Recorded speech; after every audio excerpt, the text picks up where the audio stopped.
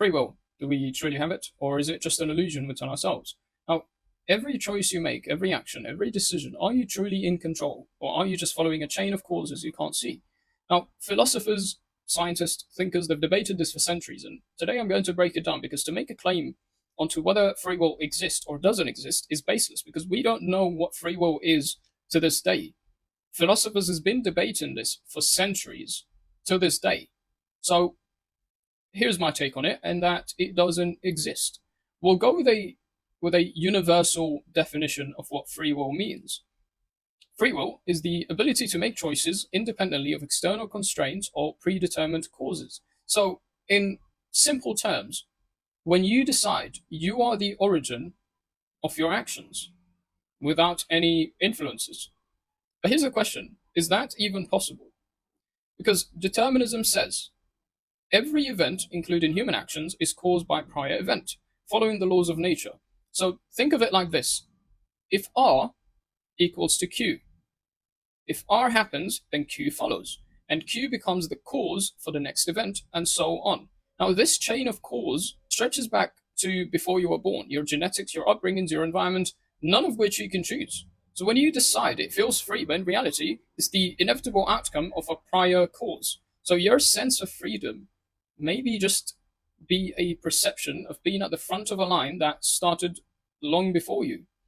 Now, here's where it gets a bit interesting, because there's something called fatalism. Now, fatalism comes from the word fate, which is most religious believers are fatalists. Fatalism goes further, where determinism says your choices are caused, fatalism says your outcomes are fixed, no matter what choices you make. It's like reading a novel book, right? The characters act, they make decisions, but the ending was already written. Now, some people argue quantum physics or quantum mechanics breaks determinism. At the subatomic level, particles don't always allow strict rules. Their behavior is probabilistic, more like a rolling dice than following a script. But randomness doesn't equal freedom. So if your choices are determined by chance, that's still not you controlling them. That's just swapping strict causes for blind luck. So let's make this real. Okay, let's bring it to life. Say you're choosing breakfast, okay, pizza or salad.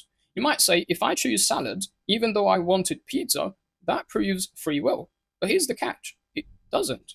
Because when you resist pizza, you're acting on another desire. The desire to eat healthy, the desire to feel good later, or maybe the desire to avoid guilt. So you don't control those desires. That's my main point. They were shaped by your biology, your upbringings, your past experiences, and yada, yada, yada. So whether you pick pizza or salad, you're still acting out of desires you didn't choose. And that means your decisions were never truly yours, or were never truly free. It was just another step in the chain of causes. Now, why does this matter? Well, it doesn't, depending on who you ask. But why does this matter to me? Because if free will doesn't exist, then responsibility gets a bit blurry. Are we really blameworthy for our actions? Do we deserve credit for our success? It shifts morality and law and even how we see ourselves and the universe. Now, philosophers split here. Compatibilists say free will and determinism can coexist as long as you act according to your desires and reasoning.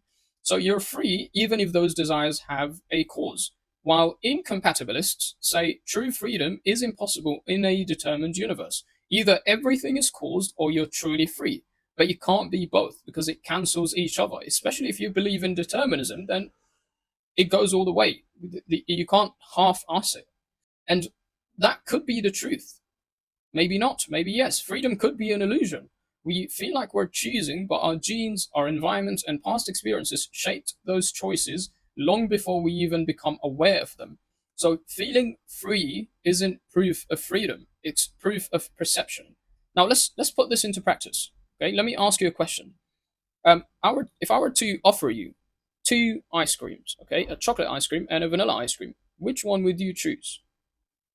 If you were to go with the chocolate or the vanilla, whatever choice you make, either you're following your desire to choose the ice cream that you crave, which then you can't control your desires. Therefore, you're out of control here. So if you just go for chocolate because you like the chocolate ice cream, then you're just following your desires.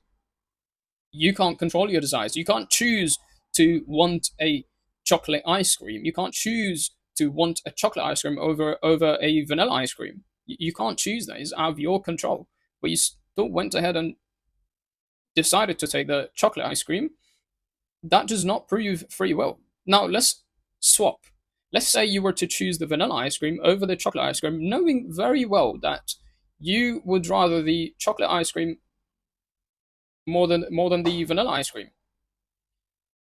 And you could argue that you've just demonstrated free will, except I would say no, you haven't. Because you choosing a vanilla ice cream over a chocolate ice cream, even though knowing that you like chocolate ice cream, would raise these questions. Why did you choose the vanilla ice cream? And it's one of the two, or one of the three, or one of the infinite reasons.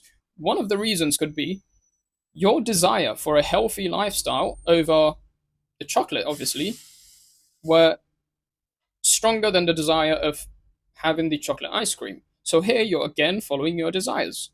And it could be another reason, such as proven to me that free will exists. Again, you can't choose to have that desire to prove to me that free will exists. You just do. You can't really choose desires or wants.